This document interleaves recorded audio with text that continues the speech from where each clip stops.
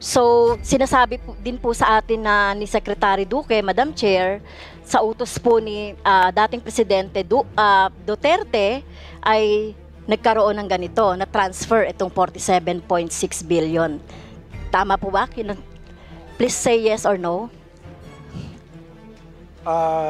Publicly, this was made by the President. So, clear po yun, no? 47.6 billion to be transferred to PSDBM. No? Publicly announced by the former President Duterte na mai-transfer yan. Undersecretary Bravo, nabigyan daw ng copy. Hindi niyo po binigyan si Secretary Herbosa? Madam Chair, I was told that merong fraudulent audit findings. Hindi po nabigyan yung mga sa finance side because kasama sila sa kinakasuhan. Well, the more na dapat meron din kayong copy kasi kinakasuhan kayo. Madam Diba? Chair, yung isang involved sa kinakasuhan, yun ang sumagot. Yung dati naming finance director, may sagot po siya sa isang audit findings. Okay, Madam Chair, mahalaga kasi itong audit findings na ito kasi may kinalaman ito sa napakalaking pondo, 47 billion. At siguro naman, hindi lang isang member ng DOH ang involved dito. Actually, 11 to, no, Madam Chair. So, kung bubusisiin ko to isa-isa, tatanungin ko kung ano yung mga naging process, bakit nagkaroon ng ganito. So, Madam Chair, diretso na lang po ako kay, kay former Secretary Duque. So, you have your office transferred 47.6 billion to PSDBM without the MOA. Tama po ba, Madam Chair? Tama po. Hindi po kami nag-MOA batay po sa PSDBM Manual of Procedures. Hindi daw po sila from the very start requiring MOAs for common use supplies and equipment. And the PSDBM is here, Madam Chair, to perhaps validate what I said. Okay, mamaya na po ang PSDBM. Marami rin po akong tanong dyan, Madam Chair. So walang MOA. So, ibig niyo sabihin, ipinagkatiwala niyo na lang po itong 47.6 billion sa PSDBM. Walang terms of reference between parties, including yung mga technical specifications or quality standards ng mga items to be procured, delivered, or scheduled, and remedies in case of default. So, basta binigay nyo lang po yan, para saan po yan? Ano pong mga deliverables ang gusto ninyong mangyari dyan sa 47 billion, Madam Chair? Madam Chair, yung pong transfer ng funds, yan po ay batay sa 5 o 6 na batas. Yung letter of instruction 799 EO 359, yung AO 285, reiterated twice in the General Appropriations Act. Yes, Madam Chair, with due respect, former Secretary, no, ang tanong ko po, yung 47 billion na yan, ay para saan yan? At ano-ano? Ano ba ang mga equipments? Yan ba ay mask? Yan ba ay COVID-19, ano man yung pangangailangan yan? So, wag po niyo po akong bigyan ng mga batas-batas na may kinalaman doon sa legality ng transfer. Ang tanong ko po ay kung ano po, saan niyo po gagamitin yan o bakit ibinigay niyo ng buong-buo. Sa PSDBM, wala man lang kayong MOA, wala man lang kayong nilagay na ano bang mga items ang kailangan ninyo, yung mga terms and condition, etc. Kasi alam ko po may mga standard din kahit na yung mask, kahit na yung face shield, kahit na COVID-19 vaccine, di ba? Meron dapat yan. So, wala lang, binigay nyo lang dahil may ganyang may mga sinasabi kayong batas po.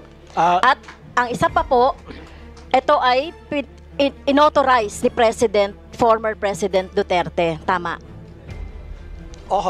In his public pronouncements, the transfer was done because of the public health emergency which he declared sometime in March. Yung pong katanungan, ibalik lang po, Madam Chair, may listahan na po ang Procurement Supply Chain Management ng DOH kung pwede po ang Madam Chairperson to instruct the DOH Procurement Supply Chain to furnish a copy of all the items that were procured with this Yes. amount, Yes. Madam Chairperson. Yes, thank you, Madam Chair. Kasi sinasabi niyo po kasi, former Sec, sinasabi ninyo dahil sinabi ito ng mga, sinasabi niyo mga batas, pero ang tinatanong ko po ay kung kayo mismo ang nag-order sa PSDBM ng mga ganitong items. So sa inyo po ba nanggaling yung mga items na in-order?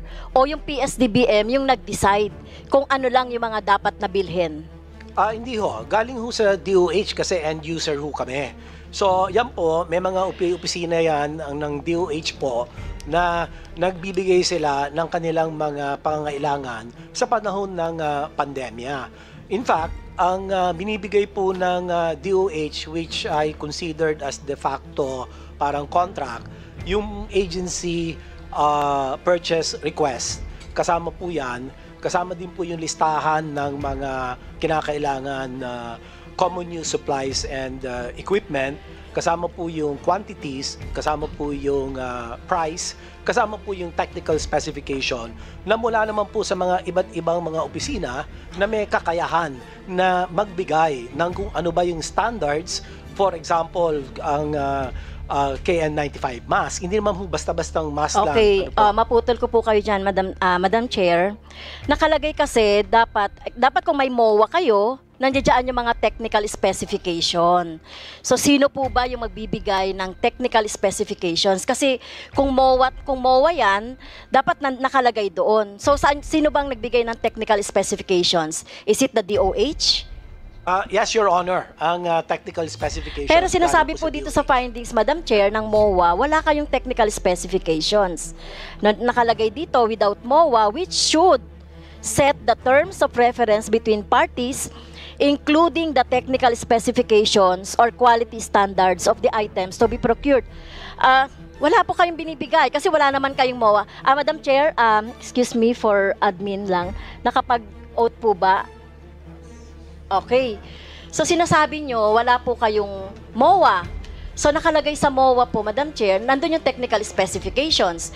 And then you are saying merong technical specifications na binigay kayo sa PSDBM kasi ang nakalagay dito sa report po, Madam Chair, ng COA ay wala.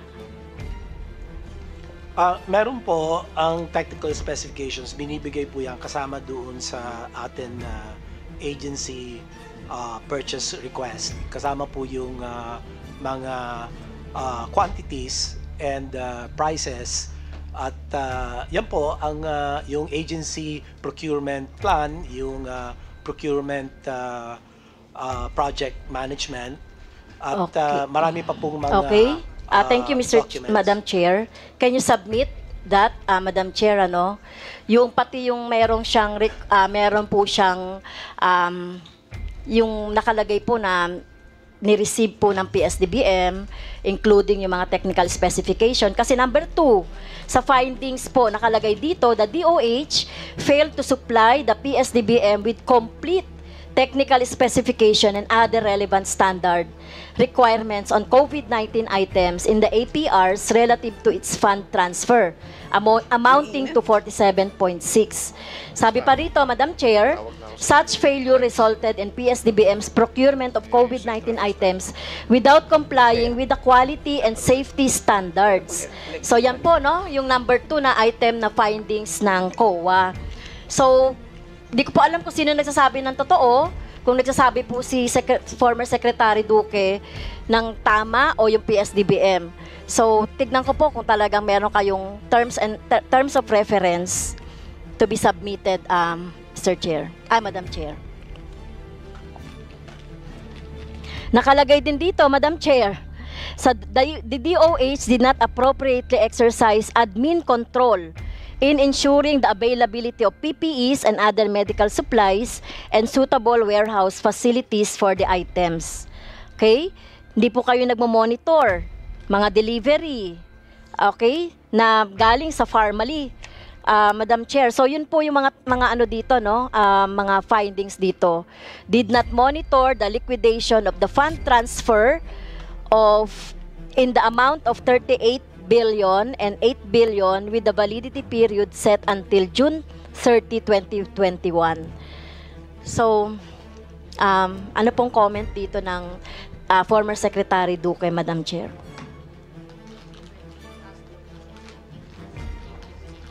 Yung sa amin pong mga regular na EXICOM meetings ng Department of Health, nagbibigay po ng status report ang atin pong procurement and supply chain management team patungkol po sa ano na ba yung mga na-release na mga pondo, kalakip ng APR at yung allocation list at yung mga sari-sari pa pong mga dokumento. Ako po ay nakikiusap na kung pwede po yung procurement supply chain management ng DOH ay magbigay po ng mga dokumento patungkol po dito. At pangalawa po, meron pong sagot ang Department of Health dito sa consolidated comments and justifications doon po sa fraud audit na isinagawa ng COA. Ito po noong September 2021, Madam Chairman. But hindi ko pa ho natatanggap yung November na sinasabi ninyo noong 2023 kasi ako po ay nagtapos ng pagiging kalihim noong June 30, 2022. So, ang reference po ay ito, bibigyan ko po kayo ng kopya para po malinaw yung inisa-isa pong kasagutan ng Department of Health. In fact, kung hindi po ako nagkakamali, yung OIC ng DOH, si Yusek Vergere, ang lumagda, no, doon sa kasagutan ng DOH. Inisa-isa po ang mga kasagutan doon sa fraud audit report ng COA. Okay, so ang hawak ko lang po ngayon, Madam Chair, ay yung fraud audit report ng November 16, 2023. So ang ibig sabihin, meron pa rin po palang ibang fraud audit report na yun po yung pinagbabasihan ng mga sagot niyo po, Madam Chair, Secretary Duque. Yung pong sa November 23, parang preliminary audit. November so, final 23. daw. So, hindi na po ako magsasalita doon kasi 2023 po yun, ma'am. Secretary, Pero, sige. so that COA report that you are referring to, anong date po yun? September 2023. September 24, 2021 as amended. Pero ito, yung October 17, 2022, binigay itong sulat sa Department of sa Commission on Audit galing po sa Department of Health. So, maybe the yes. good OIC can clarify on the matter, Madam Chair, as a matter of suggestion. Yes, can we request from the DOH a copy of the COA report dated 24 September 2021 and a copy of the response of the DOH dated 17 September 2022? If you have them now, could you kindly forward those to our committee secretariat? Thank you. Honorable Garin? May I proceed, Madam Chair? So yun po, bigyan niyo na lang po kami ng copy. Siguro, dapat alam niyo rin po yung November 16, 2023. Dahil, Madam Chair, nakalagay po dito sa COA report, yung DOH officials and employees found by COA to be responsible for the alleged irregularities and the nature of their participation or inaction therein are as follows. So, Madam Chair, number 1 po dito si former Secretary Duque, and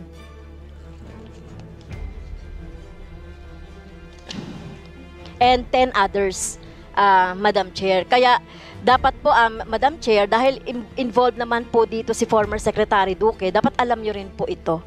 So, ibig sabihin, hindi nyo pa po nasasagot etong, halimbawa po, kasi ngayon, alam ko po ang ombudsman, magpa-file ng kaso, kasama po kayo doon sa kaso, so hindi nyo pa po nasasagot, Madam Chair. Patungkol po sa ombudsman case, ako po ay inatasan na mag-submit ng motion for reconsideration, and I'm just waiting, Madam Chairperson, Your Honors, for the action of the ombudsman on my MR.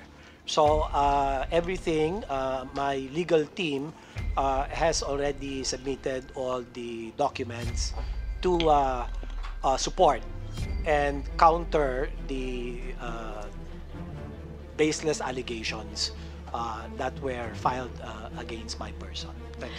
So ulitin ko lang po, Madam Chair, to summarize po yung mga tanong ko po sa DOH. So sinasabi po ni Secretary Duque that they transferred 47.6 billion to PSDBM without the MOA. Pero skeptical pa sa atin kung talagang merong nga bang technical specifications or quality standards. Yan, number 1. Number 2, so sinasabi din po sa atin na ni Secretary Duque, Madam Chair, sa utos po ni dating Presidente Duterte ay nagkaroon ng ganito, na transfer itong 47.6 billion. Tama po ba? Please say yes or no.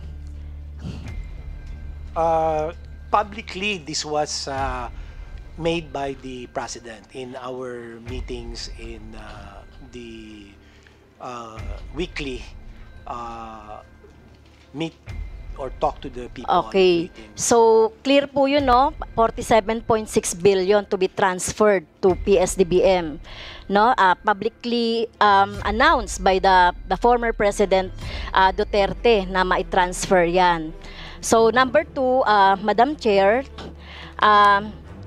sinasabi niyo po ba na meron kayong monitoring noong paggastos ng PSDBM ng pera nung 47.6? So kung meron, Madam Chair, ano lang to, paki-submit po. O kung nandiyan po yung in charge, Madam Chair, so sino po ba Secretary Duque yung in charge? Nandito ba siya? Pwede ko bang matanong kung talagang totoo na meron talagang monitoring nung mga pondong lumalabas sa PSDBM? Meron kayong minomonitor nyo yun? Madam Chair, may I ask the responsible personnel from the OH. Secretary, who among your officials will respond to the query? Madam Chair, si Ina will answer. Ina, go ahead. Comsec, could you kindly administer the oath? Ma'am, please identify yourself, state your name, your position. Please stand, ma'am, and raise your right hand. Do you swear to tell the truth and nothing but the truth in this committee hearing? Yes, I do. Please state your name. Filipina Velasquez, Thank you. And your position, please. Chief Accountant of the Department of Health Central Office. So sinasabi, Madam Chair, may I continue? So sinasabi kanina ni former Secretary Duque that the DOH monitored the in and outs nitong 47 billion na ito. Is that true? Yes, Madam Chair, we have this monitoring of Yes. the fund transfer and the liquidation report of that 47.6 billion transferred to PSDBM. With the corresponding mga items po, no, sa liquidation. Yes, Madam Chair. Okay, so do you have the copy of those, yung monitoring po nyo? Yes, Madam Chair. I believe it was already given to at the back, to the Secretariat, Madam Chair. Madam Chair, may I ask the Secretariat that this representation be provided with that? So, kailan po nag-start yon yung monitoring ninyo? Kasi etong 47 billion na ito, kailan po ito na-transfer ulit? in your record? The start of 2020, year 2020, we transferred What date? COVID funds. Can you give me the specific date?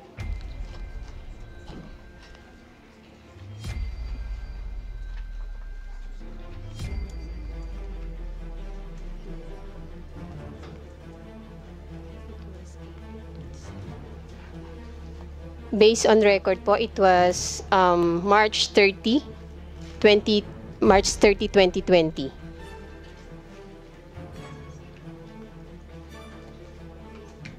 So March 30, 2020.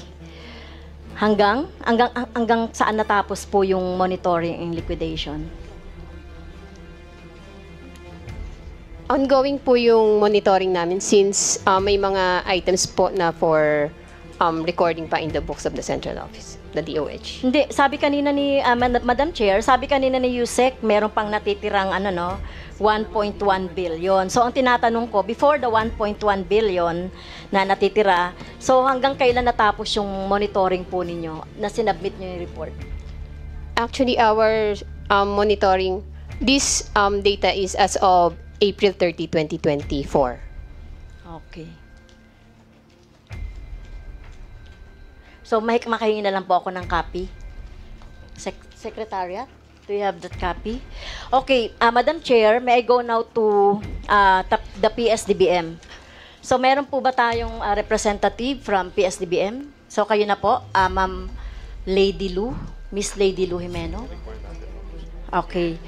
So, sinasabi kanina, Madam Chair, ni Secretary Duque, na parang wala namang necessary na documents or MOA na kailangan based sa manual of procedure ng PSDBM kaugnay doon sa pagta-transfer ng anumang fund.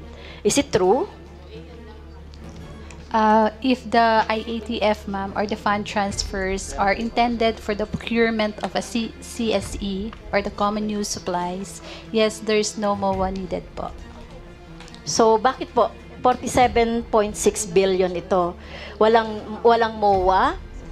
So, sinasabi din na kanina, kung narinig mo, no, Secretary Duque, na meron silang sinubmit na terms of reference. Tama? Yes, ma'am. Pero nakalagay dito, wala. So, sinasabi mo ba na meron sinubmit na terms of reference? Can you provide this committee? As far as I remember po, ma'am, for every or contracts that we entered into with our suppliers, may mga terms of conditions po yan, ma'am. So the terms... No, not with the suppliers. Ang tanong ko ay kung meron kayong, pagkatanggap nyo ng 47 billion na yan, kung meron kayong terms of reference with the DOH. Kasi bibilhin nyo yung mga common supplies, like yung mask, yung, face shield, COVID-19 vaccine, Yes. Apo. so, etc. So, meron kayong terms of reference, hindi sa supplier.